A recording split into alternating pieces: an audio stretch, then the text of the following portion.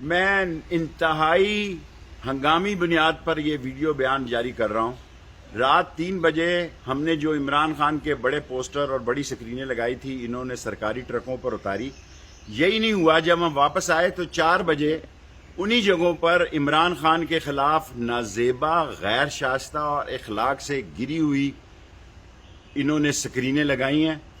ہم نے ان کو اتارا ہے صبح 5 ساڑھے 5 بجے، اور 3 آدمیوں کو پکڑ کے ہم نے صادق آباد تھانے کے حوالے کیا ہے۔ یہ ساری انتظامیہ ان سے ملی ہوئی ہے، یہ انہوں نے گنڈے بلائے ہوئے ہیں۔ راول پنڈی میں ہم 50 سالوں سے یہ سیاست کر رہے ہیں، یہاں ایسا کبھی نہیں ہوا۔ میں نے اور راشد شفیق نے آج ایک بڑی ریلی کے ساتھ 5 بجے رحمان آباد پہنچنا ہے، لال حویلی سے 50 سال کی تاریخ میں ایسا کبھی کوئی کام نہیں ہوا۔ انتظامیہ کیونکہ ان سے مل چکی ہے، پولیس ساری ملی ہوئی ہے۔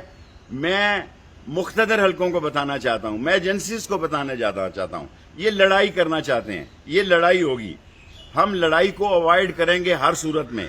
جو پوسٹر شہر میں عمران خان کے بارے میں بانٹے جا رہے ہیں، یہ تحقیق کی جائے کہ ان کے پیچھے کون ہے اور یہ کیوں کیا جا رہا ہے۔ اگر راول پنڈی میں آج کوئی امن و امان کا مسئلہ پیدا ہوا، لڑائی ہوئی، تو جو صادق آباد میں ہم نے ان لوگوں کو پکڑ کے صبح دیا ہے، ان سے بھی تفتیش کی جائے۔ یہ سارا کچھ ایک منظم منصوبے کے تحت ہو رہا ہے۔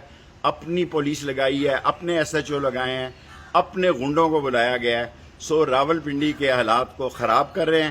ساری قوم کو میں اس ویڈیو کے ذریعے بتانا چاہتا ہوں، اس کو وائرل کیا جائے کہ یہ آج کے عمران خان کے جلسے سے ڈر کر مزید بے وقوفی کے کام کرنے جا رہی ہے امپورٹڈ حکومت۔